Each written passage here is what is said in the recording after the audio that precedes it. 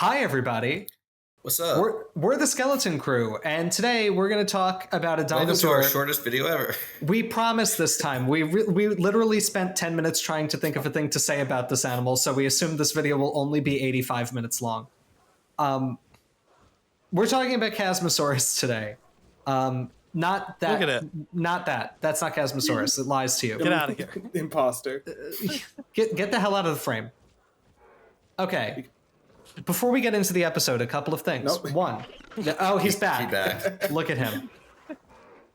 God, imagine if Christian Bale were on the Skeleton Crew right now. He would be. Why are you trashing my scene?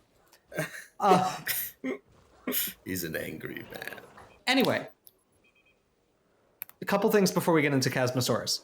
One, so we ran a fundraiser throughout October and November to benefit the SVP Futures Award, which is an award given by the Society of Vertebrate Paleontology to benefit undergraduates from historically underrepresented groups in paleontology who are pursuing their summer research opportunities, which are an important thing that they can use to get their foot in the door. And therefore, this award's a really important thing for trying to broaden participation in paleontology and making sure that anybody who wants to be in this field has the opportunity to get their first steps into that journey, or to make sure that anybody who wants to be in that field can take their first steps into that journey. We are really pleased to report that as of recording this video right now, the fundraiser ended on November 25th, which is in the future from when we're recording, but in the past when you're watching it. It's funny how time works like that.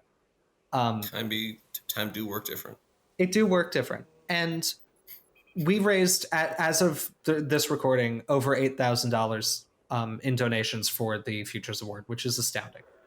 So we're really, really pleased. Thank you all so much for your support. If you donated, you please remember to send us your address so that you can get your Skeleton Crew sticker, which you get if you made a donation of over $5, or $5 or more, I should say. It is inclusive of the amount of dollars that is $5. And thank you so much. We are really committed to trying to use this channel as an instrument for positive change in paleontology. And one of the most important things is broadening access and ensuring that, historical cycles of privilege and means don't continue to dominate who gets to be in this field and who does not get to be in this field. Yeah. So thank you all very much. Now, there's a long cut here in the video, but I'm going to follow it up by just saying that I'm James Napoli, Dr. James Napoli, a postdoctoral researcher at the North Carolina Museum of Natural Sciences and North Carolina State University. My name is Amelia Zitlo. I'm a PhD candidate at the American Museum of Natural History. My name is Scott Johnston. I am the vertebrate paleontology fossil preparator and technician at Harvard University's Museum of Comparative Zoology. I'm Alex Rubenstahl, a PhD candidate at Yale University. And I'm Dalton Meyer, also a PhD candidate at Yale University. And together, Together. We're the Skeleton Crew. Oh, okay, that wasn't bad. Not bad. That's the video. No. B. Yeah. Check us next week. Thank you to our patrons, and well, let's see this little critter come into the world. Come on out. I guess we Don't be shy. We're supposed to do that, yes. Hello, friend. Ooh. Oh dear, I've seen it now. I kind of like it more. Oh yeah, It's God. It's a winner. frill It's patterns very are pretty. so pretty. not a frill issue here. There is no issue with this frill. The teeth. I didn't notice the teeth. Oh no. Well, I'll engage pervert cam later, and we'll have to do an investigation into the teeth. I would like to see the teeth. So let's talk more about this animal, right? Yeah. Pretty. And Good. by more, Yeah. I mean at all. What's his name? Quick. Chasmosaurus. Chasmosaurus. Whole lizard. It means the whole lizard. Oh my god, Yeah. I never put together the chasm in the Chasmosaurus before. Yeah. Well, I guess it is widely thought of as the opening lizard, which I find worse. The gaping lizard. But then who's going to be the gaping closing Come lizard? on. It's like the gaping dragon. Cool. Dark Souls reference is cool, I guess. Yeah, so it's the opening lizard in reference to the giant fenestre in its frill. If you want to hear more about those and why they were definitely closed, go look at our Sinoceratops video because you can see straight through those, and it has a frill issue that this one doesn't have. But its species name, Belly or Belli, Belly, Belly. Belly. was It's got a whole. It's the whole lizard with belly. yeah, the whole belly lizard, was named in honor of the collector Walter Bell. Excellent. Great. Okay. Neat. Are there more than one species? Oh wait, no. Is that inviting chaos? It does invite It is chaos. inviting quite But a bit it's like of one of the chaos. only things we have to say about it, so I think we should talk about it. Yeah, so Let's do taxonomy that. is important, kids. I'm not going to regale you with the convoluted history of the taxonomy of these animals, because it is. I tried to brush up on it before we recorded this, and my brain scabbed over, and I felt my eyes begin to roll back in my head trying to read through the list of names. But there may be other species. One you'll see a lot is Chasmosaurus russellii, which may or may not be distinct from Chasmosaurus belli. There's also one you'll see on display at the AMNH called Chasmosaurus kaiseni, which is named after Peter Kaisen, who was a fossil collector and preparator at the American Museum of Natural History for a very long time. King, Absolute king. legend. He Peter discovered Kaisen- Velociraptor I think Ornithoides and Oviraptor, I think. Protoceratops. And yeah, he was an absolute king. And an amazing Dude's preparator. a I legend. mean, yeah, like an amazing preparator.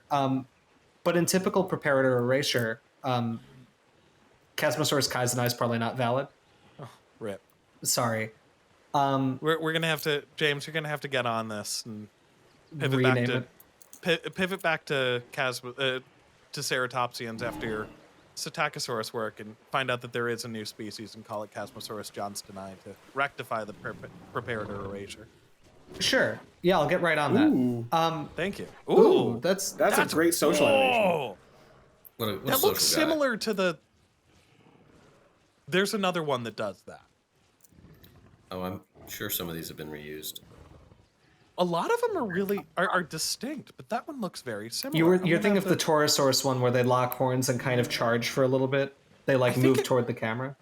Yeah. While we're talking about the rest of it, I'm going to do a little bit of looking in the background and see if that is, in fact, a reused animation. Right. Well, so I don't want to get into the long taxonomic history of these animals. The end Then result get into the is short one. here's the short one. We're having a lot of difficulty rectifying or resolving is probably the better word, which species of this animal are valid and which specimens belong to which species. Because Chasmosaurus, in the broadest sense, is known from quite a bit of material. Like quite a bit.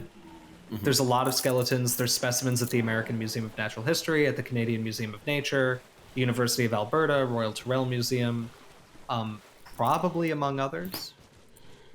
I'm not. None are jumping to the for. Oh, Yale as well. Yale has a few of them.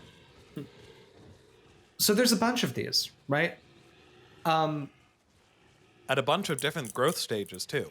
Including a really, really beautifully preserved baby that I had the privilege of seeing at the University of Alberta when Alex and I were there. I mean, Alex also saw it. It wasn't just me, but I think it's all of us beautiful. saw a cast of It's it. very at- cool. Oh, was the Calgary SVP because they auctioned off a cast of it for the Yeah. auction. Yes, all of us who were there. All of us. It's only you and Dalton. No, I was there. Oh, Yeah, no, only Scott and I were there? Yeah, I wasn't at Calgary. all of Oh. us who matter. Well, Right. cool kids Dalton's go to got Calgary. conference buddies forever. Cool kids go to Calgary. The baby is beautiful. I think it's only missing like part of it's missing the forelimbs. And it's just beautifully, beautifully preserved, God, fully articulated. stunning. Yeah. Well, Alex fights with the Sorry, I was autofocus just on his correcting. webcam. I was trying to correct my camera. That's okay. Yeah, I think that skull's been scanned too. It has. I think the whole thing was scanned. I think they brought the Probably entire just, thing like- to an imager. Yeah, it's not very large. Oh my Um, god, that is. Oh my goodness. It's adorable, Sorry, right? I'd never seen it before. That's hilarious. It's I love it. Absolutely incredible. It's so much Yeah. less ugly than the baby triceratops. Baby Triceratops is horrific looking. It's one of those things of like when you see a really good depiction of a baby triceratops, you should a little bit just kind of go like, oh, okay. All right, aren't you cute? This is a callback Sorry. talking about baby Chasmosauruses to anyone who's watched the Dinotopia miniseries, in which Oh, one of the my characters is like life partnered with a Chasmosaurus, and the baby is very cute. And so 26. 26, yes, is its name, and they were ahead of the game in knowing that this would be a cute animal, if they were not so ahead of the game in knowing what it would actually look like. If only they were ahead of the game enough to make a good show. Yeah, Hey, you know what? They tried really hard. They missed prestige television, but They missed. the world is everything. open for a new and better reboot of Dinotopia, and someone should I hope really there is make one. it. Anyway, why do we bring up taxonomy so much? One of the reasons is that we're all a little bit taxonomy pedants, and there's never a bad opportunity to talk about the intricacies of dinosaur taxonomy. But the point I want to... Sorry. I would say that we're not so much pedants. No, that was a little We- self-deprecating. Because we're Truthers. peasants. Our interest, and James is almost certainly going to talk about this, but what we care about is the methodology and kind of the philosophy behind why taxonomy is important, more so than like correcting people on Yes. like, oh, you used the wrong family name, or I don't know, whatever. Right. No, it is important because species level taxonomy, right, at what we call alpha taxonomy, right? Alpha taxonomy is when I do it. It's beta taxonomy when other people do it. Okay? That's sigma taxonomy. That's also when I do it, okay?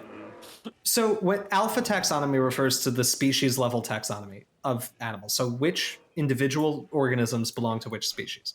And that is fundamentally a hypothesis about what biological community or population these animals belong to, right? I don't use community in the ecology sense here, but like which group of organisms do they share traits with?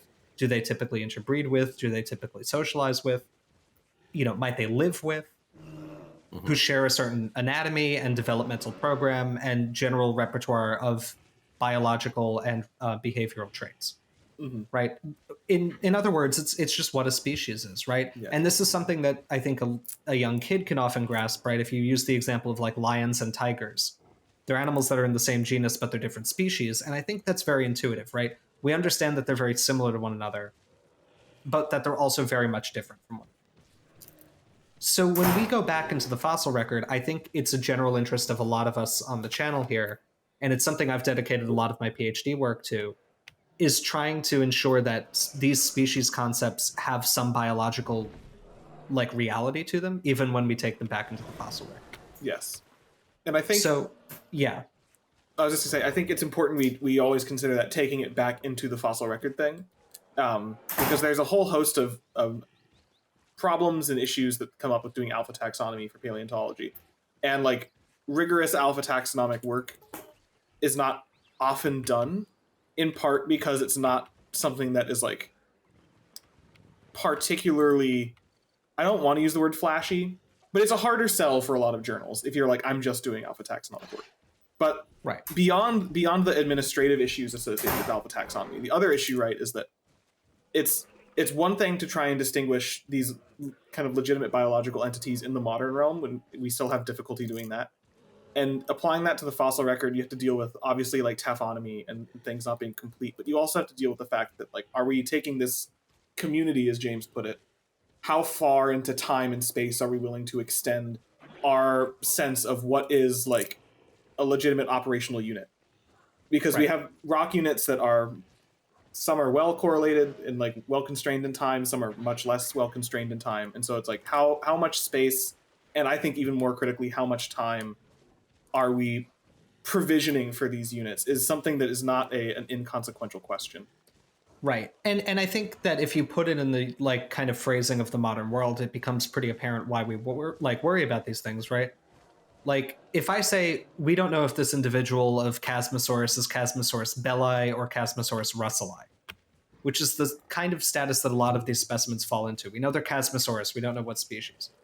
That's like looking at a modern big cat and saying, I don't know if it's a lion or a tiger or a jaguar or a leopard or a snow leopard. Yeah. And that clearly matters for understanding a lot about the animal.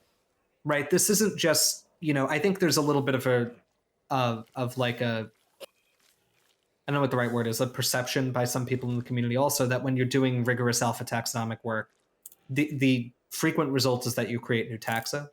And so I think sometimes it's looked at as they just want to name something new. Or, if you've got other hypotheses you want to test, like, say you're interested in sexual dimorphism or ontogeny, then that might influence the way you read a lot of this variation. You might ascribe it to other factors and not taxonomy and say, all of this is one taxon, now I'm going to test this question. Right.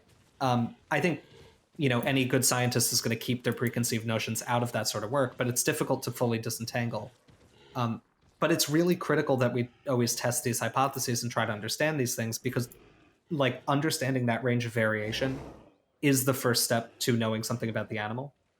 Like, case in point, if you have a holotype that's an incomplete fossil and you can confidently refer a more complete specimen to the taxon based on that type, then you have a lot more information about the species and where it goes in the evolutionary tree.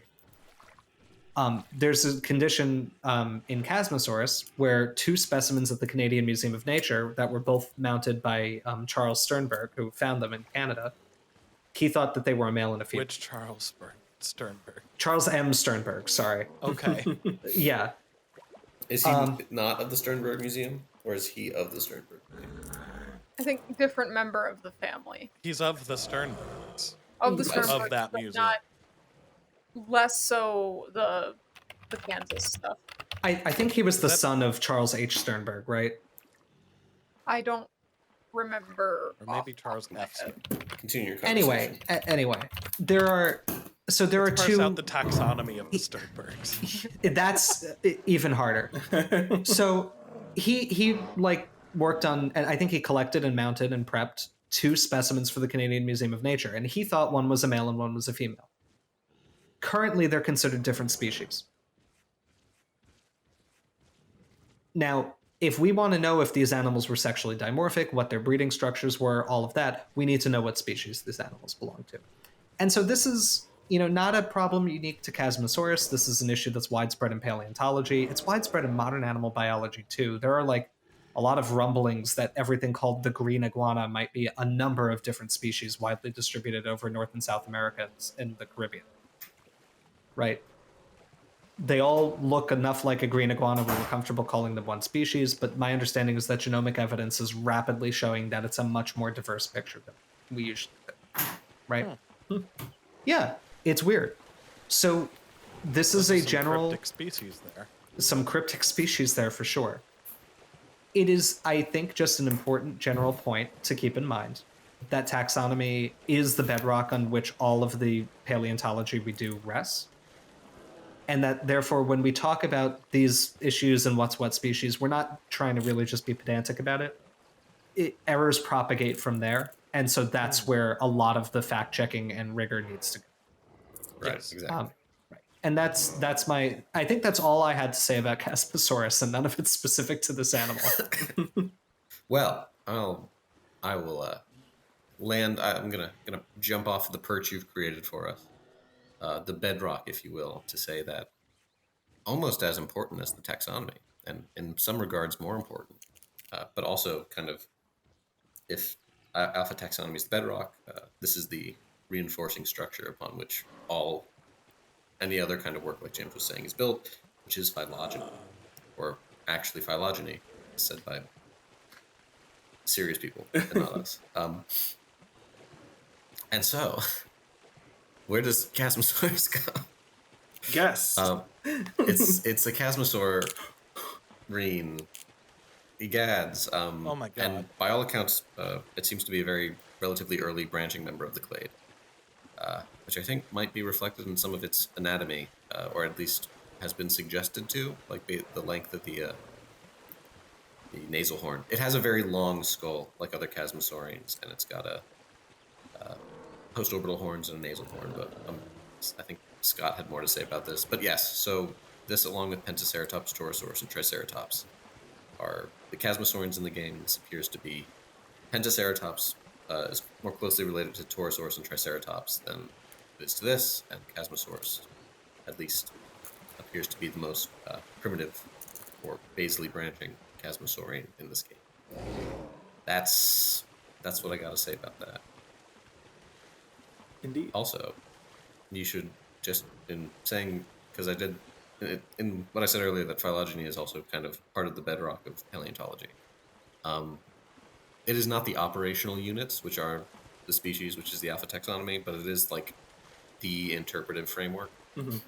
Like, if you want to do like studies on dinosaur ecology or really anything over time, you can't just be like, I've placed them into bins.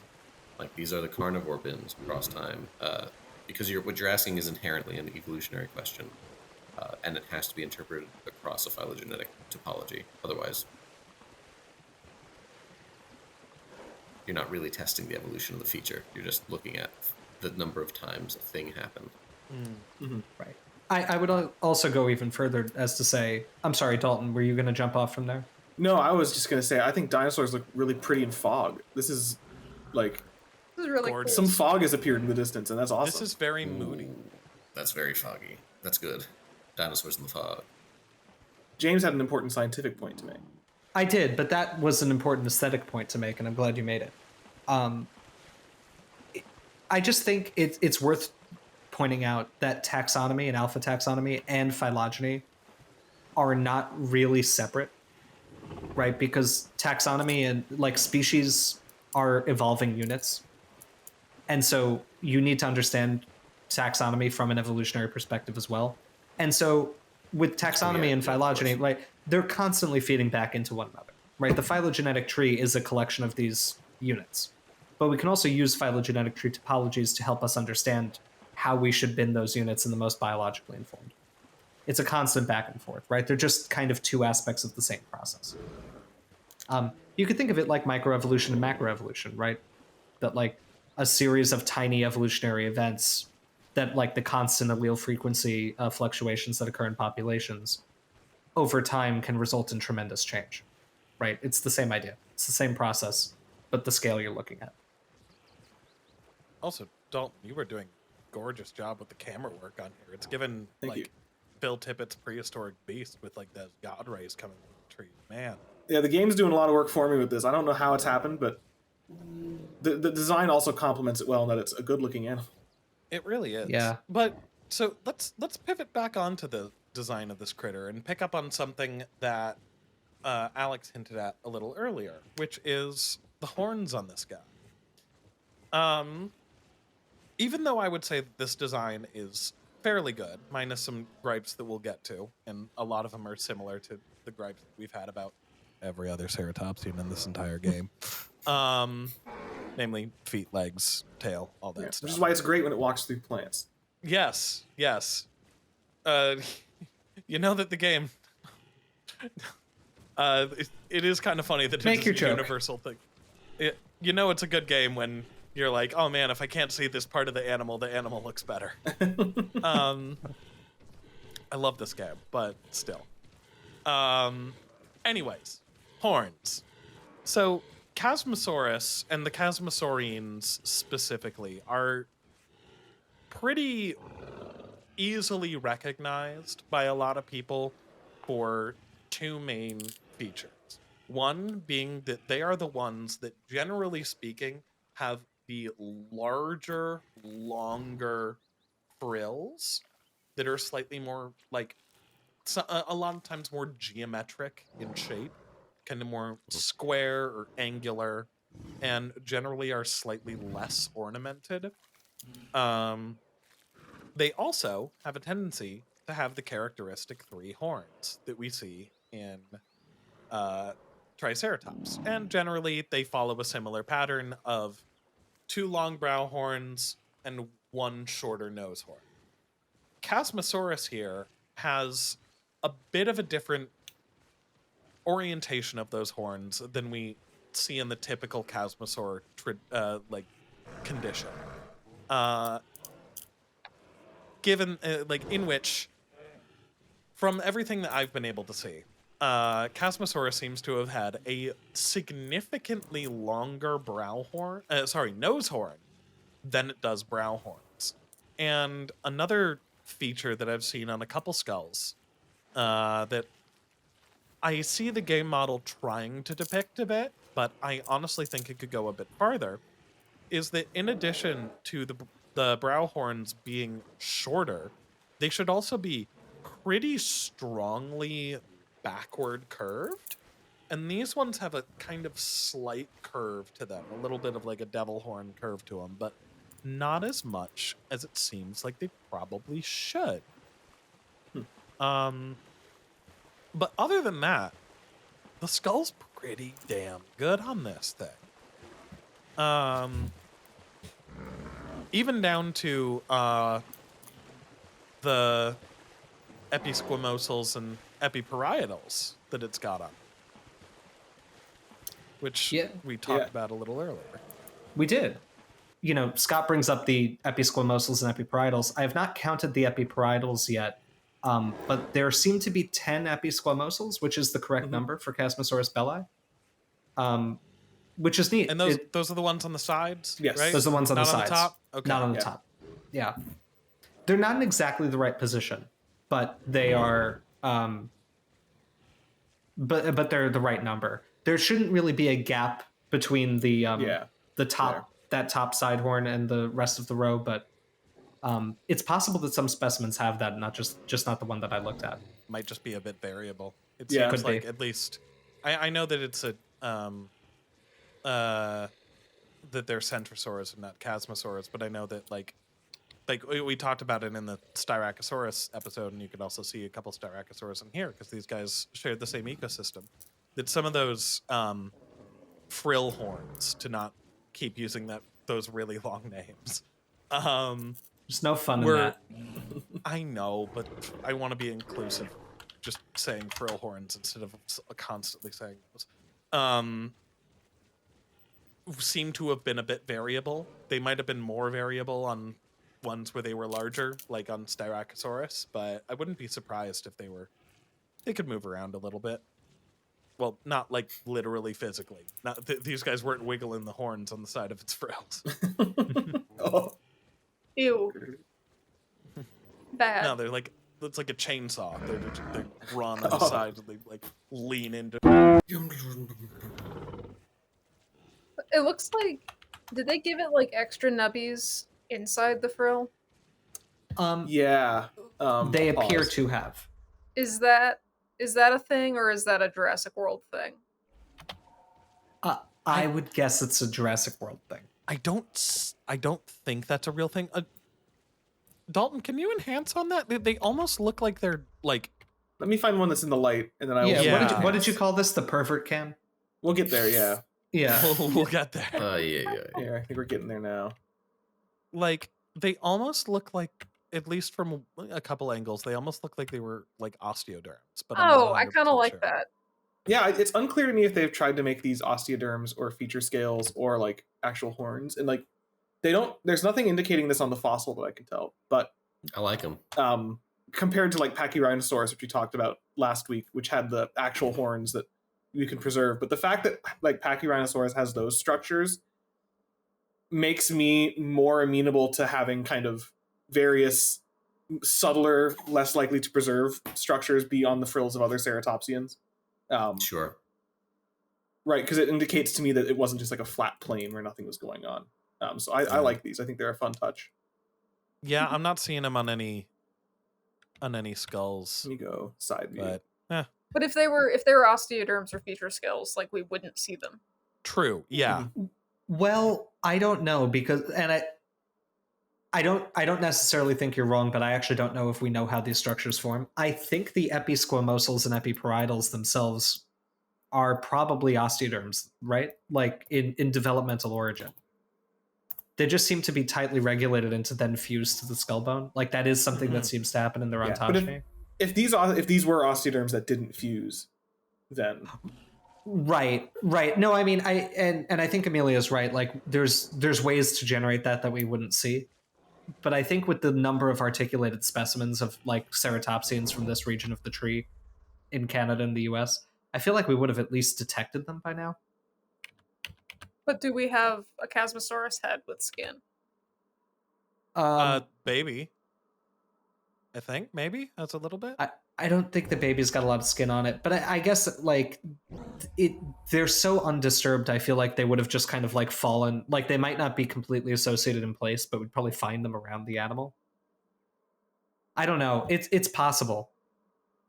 I also don't know if we really know whether the epiossifications are truly osteoderms in the developmental sense or not.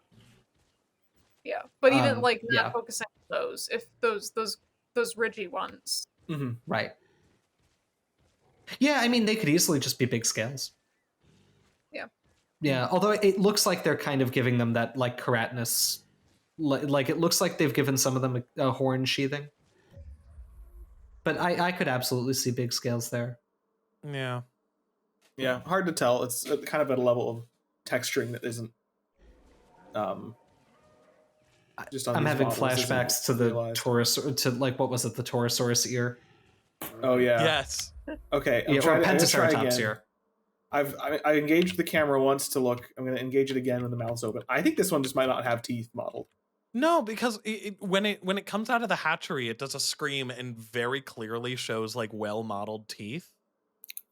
Yes, Well, those well-modeled teeth. Go breed more. I'm very curious about this now. Yeah, hang on. Yeah. And then when we release it, we're gonna have to leave the Yeah. camera. But I think I have to get it in position so that we can see. Yeah. Okay, I can pause.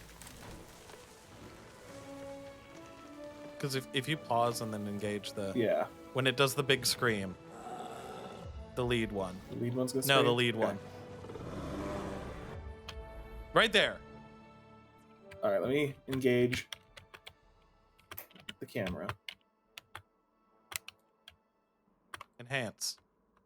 Dalton, show me this guy's teeth.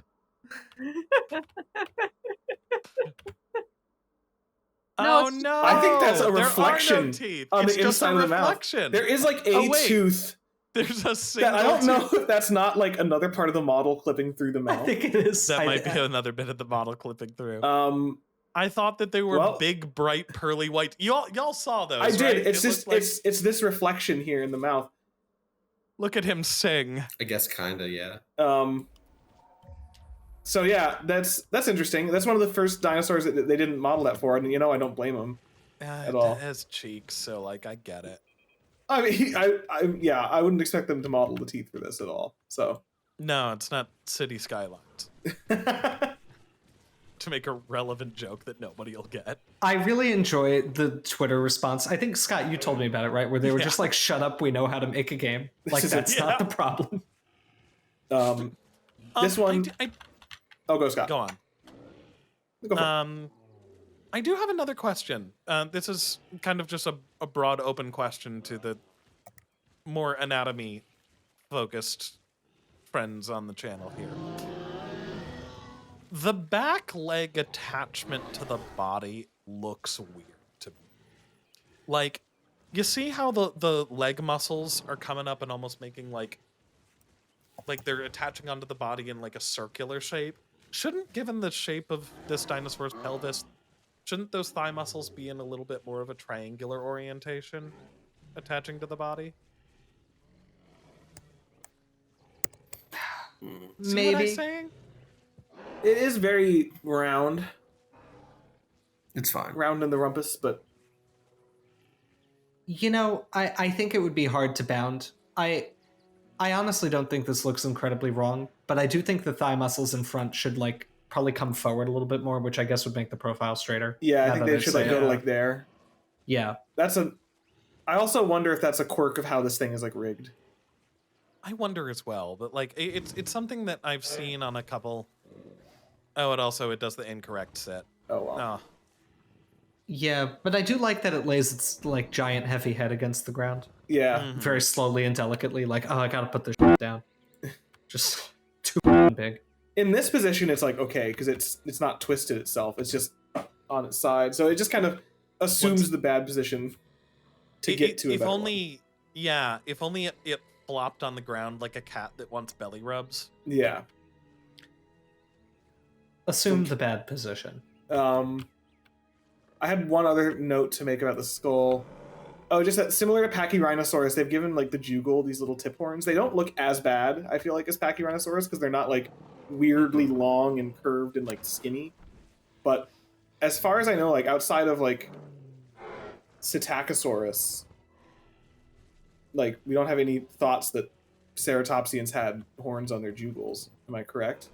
Well, so I pulled up, there's a paper about the epiossifications, and they do explicitly describe an epijugal for Triceratops. Oh, really? Okay. Yeah, I think, Color me wrong. yeah, I do think that they are Okay. fairly common. Cool. Man, what a big face. It's just always such a... Those nares, huh? No joke. Yeah, big in the nose. Shall we Big take in- it to the species viewer? Rank Wait. this Take it critter? to the- I have What? one thing to say. Do we want to talk about the dinosaur park? No, this is just a slight thing that I think we need to mention because Scott did explicitly say these animals lived with Styracosaurus, Yes. and Oh. they did. I checked the biostrat chart. Oh, There my are- God. Yeah, so the Dinosaur Park Formation is often thought of as one faunal unit, and we'll eventually talk more about this, I'm sure. But there appear to be 3 discrete faunal zones within it, like stratigraphically, where in certain layers you find a lot of the same type of animal, but then you find a different assemblage. So you find primarily, like, the zones are in order: the Centrosaurus Corythosaurus zone, the Styracosaurus Lambeosaurus zone, and then the Pachyrhinosaur. I don't know if the taxon is known confidently yet. And We talked about that Lambeosaurus last time, magna. and I was embarrassed about it. Right. So we talked about it last. Recall our last video where Scott was humiliated in front of everybody. I recall it fondly. But it's the species Lambeosaurus magnacristatus instead of Lambeosaurus lambi or lambi.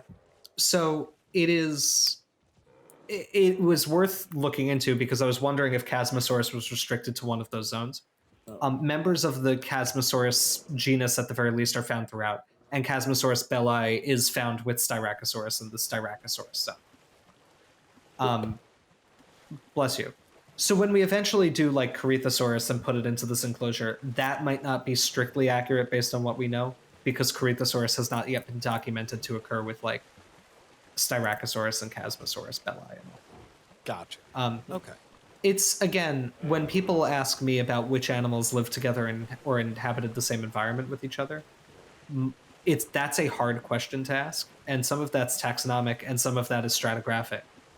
I would say we know that the animals coexisted if they came out of the same hole in the ground, and if they didn't, there's a little bit of uncertainty.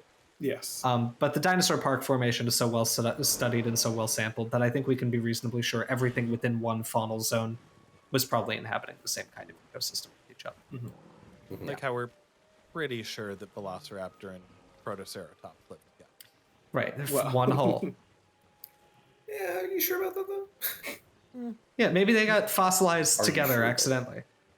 Maybe they were planted there to test our fate. Maybe a velociraptor was fighting the skeleton of a protoceratops. Maybe Right. the Velociraptor was a paleontologist. And he was Maybe. digging up the skeleton and was killed in the process. Well, I mean, this Honestly, is like seems what I more talked to. Just given the statistics of an event, that seems like something more likely to happen to die than getting Yeah. magically preserved. Not that I'm doubting the fighting dinosaurs right. at all.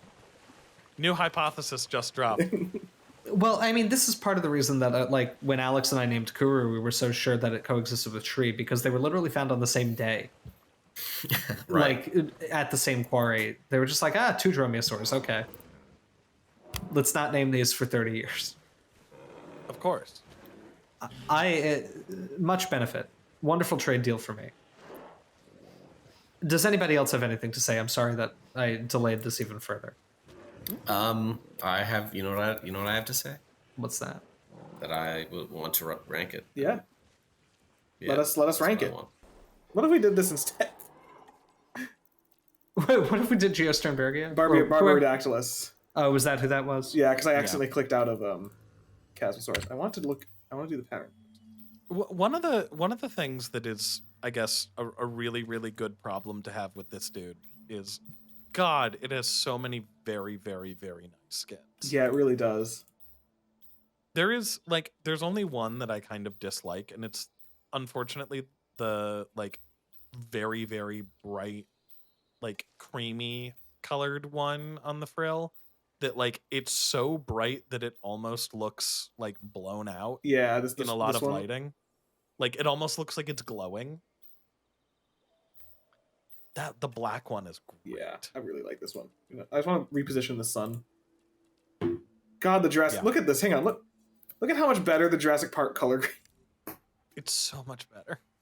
What if things were vibrant and pretty? What if? Ooh. There we go. Now we can actually see the frill. It's very moody lighting. I gave it its sunset. Get it moving. Make him walk. Oh, this is okay. Wow. No, I'm not even joking. The lighting and stuff that you did on this made it look so much better. Remind me where pentaceratops was. Penta is A. Okay, and where did we put Pachyrhinosaurus? Was that B? B. Okay. B for Bachyrhinosaur. Bachyrhinosaurus. Oh my god. Okay, anyways, I like it. It's very nice. The frill is great. The spikes are great. Whether or not they're real, I don't care. They look nice and they're not over the top. Yeah, no, I don't know. I like it a lot. A. I echo Amelia. I like this animal a lot. The only reason I ever shied away from putting it into my parks is that it is a lot smaller than like the Triceratops model because of this issue in the game where Jurassic Park character models are often just like way bigger than the animal should be. And it kind of dwarfs other things by comparison. But I really like it. He's a littler guy. Triceratops but Chasmosaurus is small. Yeah, but it's too huge relative to this. I know it is, but like an IRL Triceratops would have dwarfed an IRL Chasmosaurus. This is true. Chasmosaurus as well. It's elephant versus rhino scaling. Like right. And I do like this animal a lot. I think I'm also going to give it an A. I think I came down a little harsh on the ornamentation on the frill. I still think that if they're true osteoderms, we might have found them in the fossil record by now, but I think these could easily be big scales, and I think it's a really great design cue. Like Amelia said, I think it's a good way to add some flair without being over the top or weird. I'm also going to give this an A. I think I'm going to follow in my colleague's footsteps here and just say, like, I love all the colors and patterns of it. My opinion of this critter is very frequently it just kind of goes down and down and down, and then I breed some in my park and I see them exit out and they all have those big shield walls like coming out of the bushes, and I'm like, man, they're very pretty looking. So I think I'm going to give this guy an A. My only other gripe that I don't think we've mentioned, its eyes look just weirdly sunken in. The orbit is very oddly, incredibly defined, and yeah, I don't know. It's a little weird. I wish that there was just a touch more soft tissue on that and it didn't look slightly as dead there. Have you considered, though, that it could be a display structure? Oh, that's a good point. I retract that. It's actually an H tier. No, I mean, it's an A. I like this guy a lot. I wish that anybody knew how to make ceratopsian feet and legs, but that's neither here nor there. Sure. Gosh, it's a pretty guy. It's a pretty guy because it's an A. Yeah, it's like, I guess when we were talking about doing it, I'm like, oh yeah, it's whatever. And then, like Scott said, it came out. I'm like, that's pretty good. It's a pretty good guy. And like, they make the grass in the game so you can't see the feet, so it all works out. And thank God they. Yeah, I guess the eyes are a little sunken, but I don't really care because my eyes are so far back in my head that I have to suck them out with like a plunger. I'm very tired. Anyway, yeah, A, good. It's a good guy. I, similar to what's been said, I was not tremendously excited to be doing stuff with this dinosaur because I kind of thought it was kind of lame. And boy, was I wrong. I just didn't remember what it looked like at all. I love this design. I think it's gorgeous. It's one of my favorite ceratopsians in the game. Or it wasn't, but now it is, actually. It's neck and neck with styracosaurus for me. This is one of the ones that really, as you said before, it it uses the coloration to add displays to the display structure in a really pretty way. I like pretty much every color variant except for maybe one or two. At a distance, this is very ceratopsian. Like the hips are, it kind of oscillates a little bit, but the hips are generally the tallest part of the body. They have the proportions not terribly incorrect. The tail might be a little long, but whatever. The feet are a non-issue for me because that's just a commonality, so I can strike that from everything. And I think the social animation for it is also tremendous. I really, really like this dinosaur. I think my only quibble and with why I don't use it in the game as often is like James, just that it's a bit small. And so sometimes with the small stuff, when you're playing the actual game and you're in sky view all the time, it's just a little hard to appreciate the smaller dinosaurs in the game. But this is a beautiful design. I love it. I'm giving it an S. Ooh. Okay. Cool. So all right, well, positive vibes all around. Very, very positive vibes. So with that, I will throw Styracosaurus, a very solid, very deserving A tier.